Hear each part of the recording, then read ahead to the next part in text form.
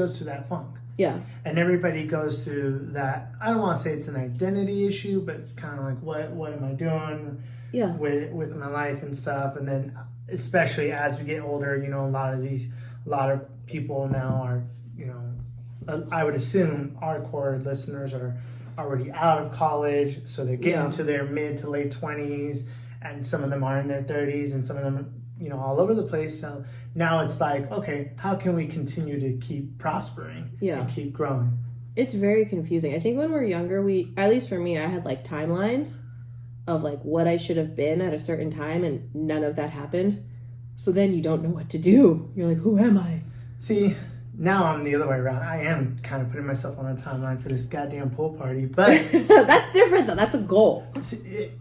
I like that. It's just a goal. It is a goal.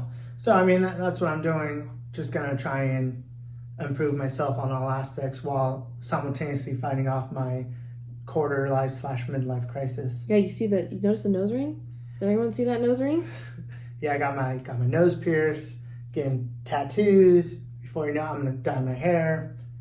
You would think, I guess I don't know. I'm just going crazy, I guess. I don't know what it is about your 30s or when you turn 30. It's almost like, I feel like as time goes on in your 30s, it's like a new layer comes off and you start getting more to the core of who you are. So we're like onions. There you go. Onions have layers. I understand the analogy. Do you remember that reference? Nope, I do not. God damn it, Kristine. It's from Shrek. Where he's like, you see, ogres are like onions, and then donkeys, played by Eddie Murphy's like, oh, they stink. He's like, no, they have layers. Okay. Someone take her out to the movies. I go to the movies, I just don't remember them. Not like that. Someone take her to the movies. Like, you're quoting lines. I don't remember all the lines. Or take her to, or give her some Netflix and chill, or... I have my own Netflix. Speaking of Netflix. Disney Plus and Thrust? No, that's right. No, seriously. Speaking of Netflix. Chicken and Dickens? Have you heard of the show Love is Blind? No. What's that? Oh, my God. So I'm going to be on that show. You wait. I'm going to be on that show. I'm obsessed with it. Okay. It's like, first of all, let's backtrack. Before it sounds weird, keep in mind it's a social experiment. It's not like the Bachelor dating competition reality show. Think of it as a social experiment before you start getting like hypercritical, because that's how I looked at it at first. So they have I think it was 15 men and 50 women. They date each other, but you're in pods, so you never see who you're dating. And at the end of it, what do you mean you're in pods? It's like a room. They call it a pod, but it's like a small studio with a couch, right? Okay. And essentially, I don't know how many days they did this for, but they're pretty much talking to people all day until they narrow it down on who they like. The more it's narrowed down, the more time you talk to them. So at the end, touching them over the phone? No, through a wall. But you don't see them? You don't see them ever. Oh, geez. So you don't know who you're talking to in terms of unless they were to tell you I'm Caucasian, right? Or Mexican, which some people would say oh yeah, I'm Mexican. I grew up Mexican, whatever. So obviously they're probably Mexican. But yeah, you don't know what they look like. You don't.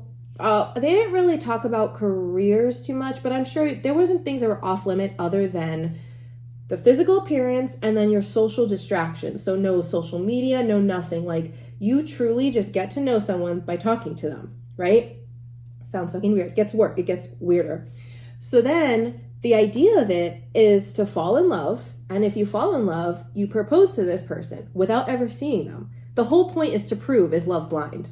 When you actually, for wedding propose? Yes. Oh, yes. That. No, hear me out. So you build an emotional relationship, which is supposed to be the foundation of any relationship, right? Because looks fade. And that's the whole point, right? So you propose, if you accept, then they go to the next phase. All the couples go to a trip in Mexico. That's when they see each other. So it's like a little honeymoon. They get to know each other. They get to physicalize their relationship if they choose to, whatever. The next phase after that is they now go into the real world. So now they are living together. Now they're introducing people to each other, all while they're supposed to get married in a month. So that's the other kicker. They propose and they have a month to get married. So they're getting married right away. If they get married, do they win money? No, that's the thing. It's not a competition. It's a social experiment. Okay. That's the cool part about it is you don't have to accept. You can also back out of the wedding at any point because there was a relationship that broke up. You can say... Once they saw what they look like? Not once they saw what they look like. I'm not going to reveal it, but other things came up. The real world, like your fears, your insecurities, the stigmas, stuff like that actually come up in the real world that you didn't have in the pause because it was just an emotional connection. So... Anyway, they could say no at the altar. I do think the actual weddings was more for show, meaning if someone did say no in the real world, they would have said no before they walked down the aisle, right? I do think that part was for show because it makes for good TV, who gets stood up and who doesn't. But no, it's really fascinating because you're falling, and I do think they're falling in love with each other. However, the real world, for some people, changes that. All of a sudden, you start to get in your head. This guy is shorter than, I normally go for. I usually go for brunette. He's a personal trainer. I wouldn't go for that. He's 20-something. I wouldn't go for that. But that's the person you fell in love with because you only built an emotional relationship with them. So now you're struggling. Some people were struggling with their superficial beliefs of romance and dating with their emotional of what they fell for and everything they wanted in a partner. So it's really fascinating. It really is. Like, if you don't think of it as like, how stupid is that? You fall in love and you propose in 5 days. No, think of it as a social experiment. It's the emotional foundation of a relationship. And then what happens when you go thrown into the real world? And now you have everything that we use to define people. It's really fucking cool. I guess I might have to check it out. But then how are you going to do that when you're Netflix and chilling? You're going to actually want to watch that, not get... fucking... Oh, 100%. Don't bother me when I'm watching my series. Not get pounded away for 3 to 4 minutes. Excuse me, keep it in your pants. I'm busy. Are we going to do this or not? No, it's really fascinating. Have you ever... I feel like you would struggle a lot on that one. Oh, what do you mean? What do you mean? No, in a way that I would struggle. It's like, I do think, like, in the pause, you would totally open up, blah, blah, blah, blah, blah. And then when you see the girl and you start getting into the real world, if it didn't fit your standard, right? It would start to get in your head. And I totally think I would too. Like, I was wondering, because there was a girl, 34, and she was like, I have a checklist for all, my partner, right? Very superficial. She falls in love with a 24-year-old who is not part of her checklist. He's also short. So he's not shorter than her, but he looks like he's probably like between 5'6", 5'8". I can't tell on TV, but he's definitely a smaller guy. So I was thinking, no, stop. But come on, you know what I'm talking about. I was thinking from my end, I was like, whoa, what if I fell in love with a short guy? What if he was shorter than me? And I decided to reveal myself in like my heels, and now I'm 6 foot. Like, is that gonna fuck with me? Like, it's really interesting. There's so many variables. It's like an arranged marriage. Yeah, fuck that's kind of it's very similar to that. I can't. I'm gonna be on that show. Yeah, fuck that. I'll make good TV. Not me. I have too many variables.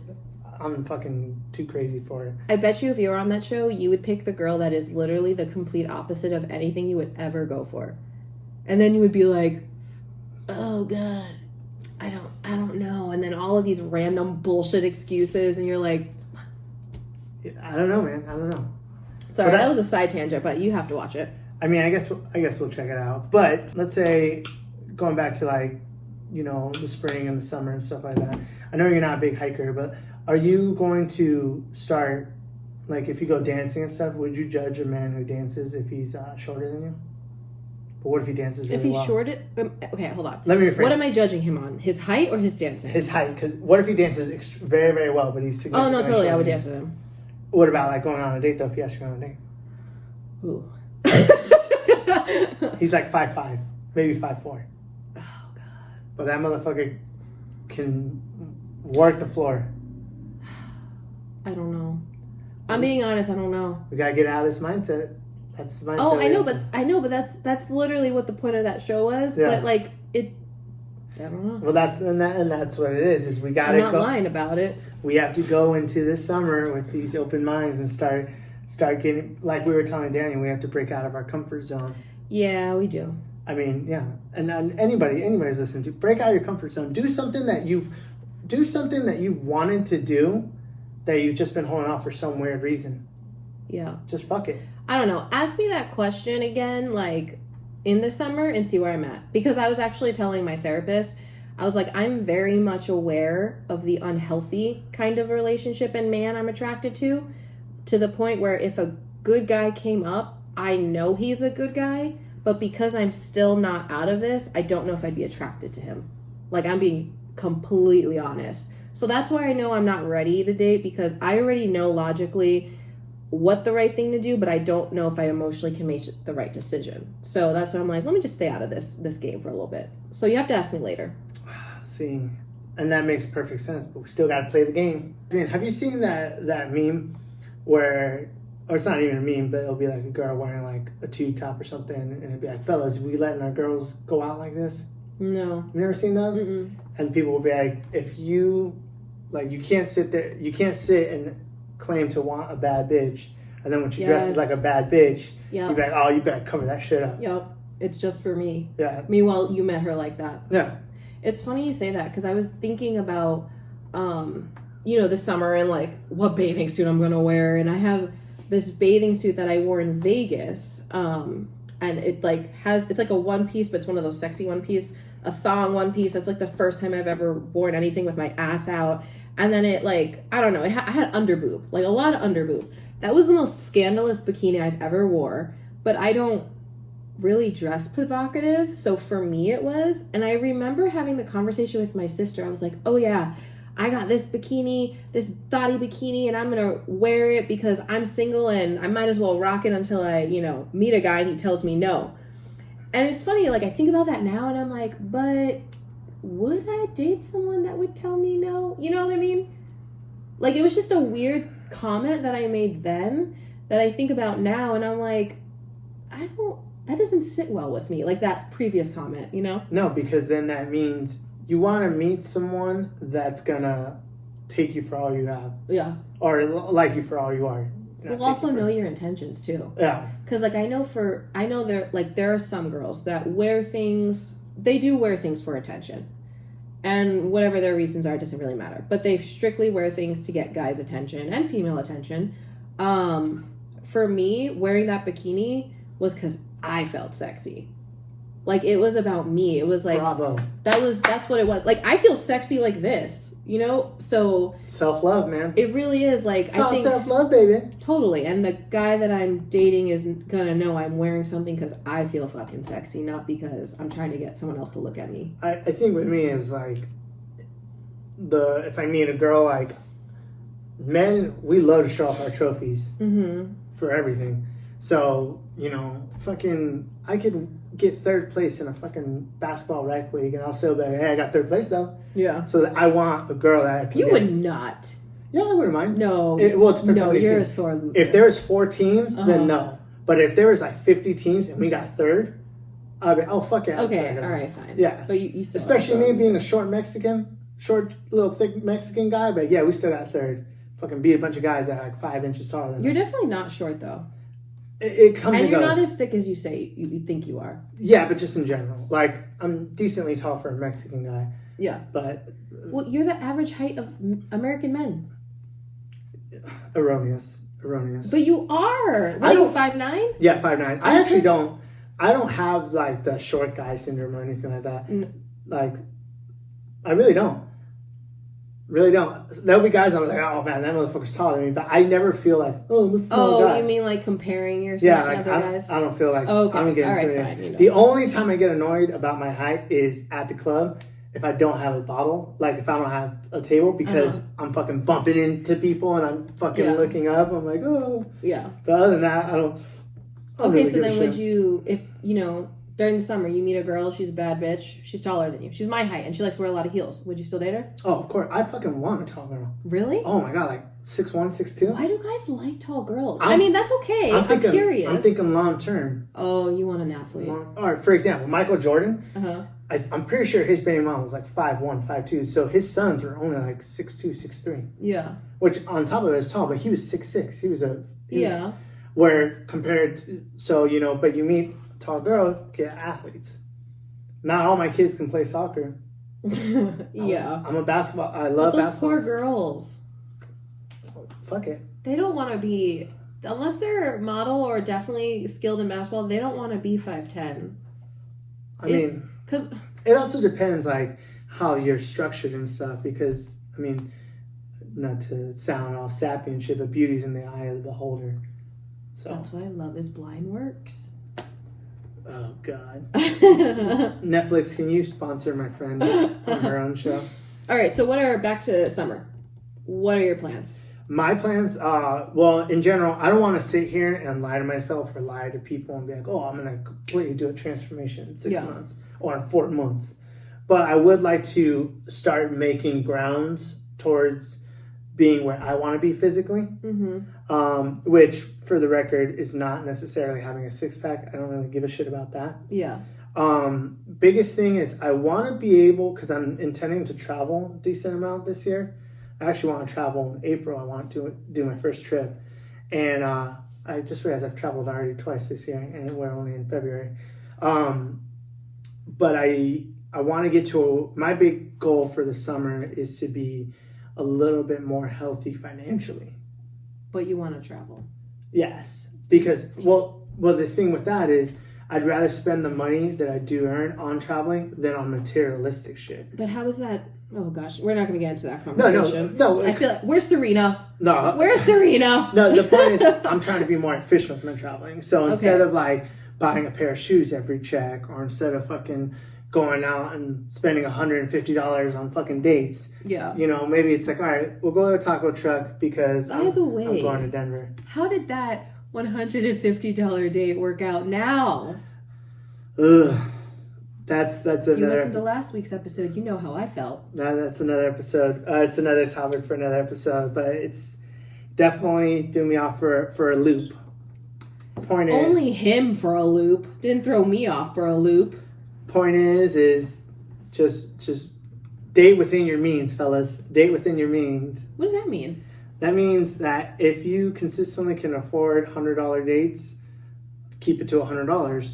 But what is that? Wait, what? Let me explain. Okay, sorry. But if you can only afford $30 dates, keep it to $30. Don't be like me and be like, oh, this is my budget, and then go over it by X amount of percent, because then that perception is I can always do that. So that has nothing to do. It's because I was a dumbass. No, that has nothing to do with you. That was all the other person. No, but just in general, I didn't, because since I'm the one that set up the date, I set up the parameters of the date. I myself didn't prep for that. No, it's a person. I don't agree with that. You're putting the, because if okay. Because I could have gone to a different spot. I could have gone to a different restaurant. Yeah. But I was too busy trying to do it for clout that ended up biting me in the ass. I'm not going to go into details, but remember the guy that we were talking about earlier that set up this very romantic situation for me? Yeah. He would have spent a lot of money on this date. Yeah. I wouldn't have expected that again as a second date. No, I wouldn't have expected that as a third date. I wouldn't have expected the threshold of dates or money to have been consistent or go up.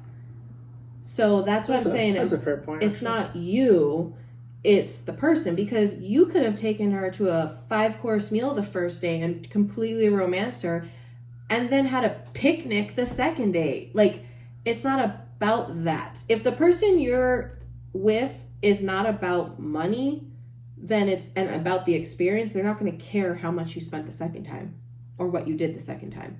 That's a very, very solid point. Kristine wins again. Whatever. I'm not going to argue on that one. I'm just counting because you keep claiming that you're winning. Well, I win over everything, so. Okay, whatever. Point is, that's one of my goals for the summer. And then just continue hanging out with friends, man. I have my little team, Old Town LLC, if you know, you know. We're going to kind of ramp that back up for the summer. Trying to do more Sunday fun days than Saturday nights. Yeah, Sunday fun days are so much better. I need to do a Sunday fun day again. I want to do a real Sunday fun day though, where I'm not showing up at 5 p.m. Like I want. Like 11 mm-hmm. and get nice and drunk by like 3 p.m. and you're home at 6 p.m. The tough thing about those is that, like, when you go out at night, you go out, 11, midnight, right? Like, you leave when the bar closes. Or maybe earlier, but for the most part, you don't have a choice when the bar closes. Tough things about the Sunday fun day is, like, you get drunk, you're nice and toasty at 3, but you're having a lot of fun, so you don't want to go home. So then all of a sudden it's 6, you're like, nah, I'm good. And then it's 8, you're like, nah, it's okay, I'm still having fun. And then all of a sudden you're getting home at like 9, 10, 11, 12, and you have to work the next day. Oh. It makes it harder, but it is more fun. That sounds like some influential people that I know that just never know when to go home. Yeah. I'm like that. Once I get started, I really don't know when to go home. Well, that was like, did you see our friend Eric Bernal? He'll probably want to do this. Eric Bernal comedy on Instagram. He had that, I think he put like all his alarms on his story. Oh. And he could see, and he kept just ignoring them. I've actually done that before, too. Sunday Fundays, man, they'll get you. And they're usually, I don't think they're cheaper, but it seems like they're cheaper. But I think the actual prices are still the same. I think it's just more fun because it's not as crowded. Like, it's still crowded, but it's not like club at night crowded. Also seems like the crowd's a little bit older. Yeah. In a good way. Yeah. But not to the point where they're a bunch of like 45, 50-year-old people. Yeah. You have plenty of time to enjoy before it gets super packed. Yeah. Because it gets super packed at night, yeah. Yeah, so that's overall my intentions for the summer. And another big thing is I'm going to try and help some of my other friends prosper in the summer too. Because it's always better when everybody eats. And it's always better when the whole team does well. Yeah. And I think me and a lot of my friends have a lot of similar goals, with yourself included. So it's like, well, let's all grow. Let's all fuck it up. You know, summer 2020. Yeah. Cinco de Mayo's coming up. St. Patrick's Day is coming up. It's about to be. It's gonna be dope. Oh, I don't think I'll do anything for that.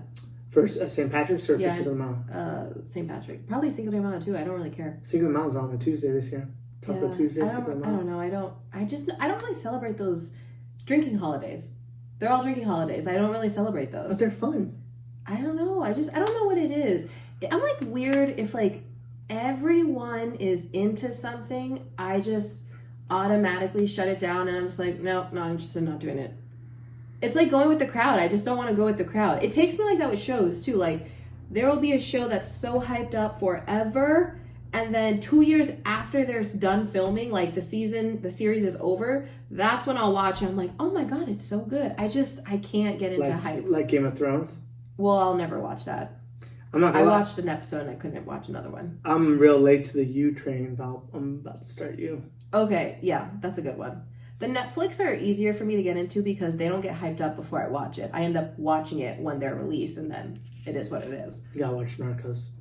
I tried, and I didn't really... Because they speak Spanish? No.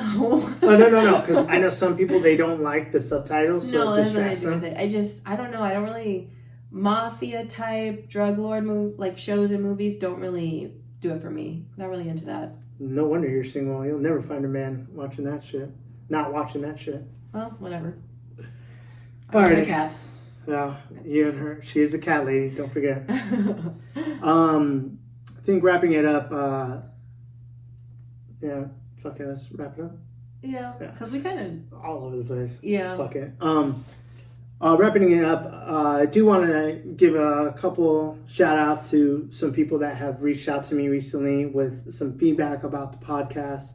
Again, I know it's a broken record, but please, if you ever need feedback, you can always DM myself, Kristine at Beauty and the Buff. The actual podcast, you can DM us, give us some reviews, rate. Tell us what you want to hear, what you want to change. We're here for you. Who you want to hear? Yeah, if you want some guests coming back. I know we have some of our guests that we've had in the past are very popular. Some of them are coming back. You guys can probably figure out who they are. But we're always open to new ideas. And until at least one or both of us gets cuffed up, then it's the end of the podcast. Just kidding. That won't last very long. Probably not, especially with all the trauma and mental anguish that we both share. So, fuck it. But who doesn't love damaged goods? No. Oh my god. I'm just kidding. Seriously though, we're gonna kill it this year. Kristine and I. You, if you're listening, yes, you're gonna kill it this year. We're all gonna do it. Hot Girl Summer, and we're gonna figure out the name for the boy. Yeah. Fuck boy summer. I don't know. I'm too old to be a fuck boy. Yeah, that's not a fuck boy. We're gonna kill it though. We're gonna kill it. Everybody eats. Everybody eats 2020. Well, not if you're trying to lose weight. Damn. You just... Alrighty, guys. We'll see you guys next week. All right, see ya.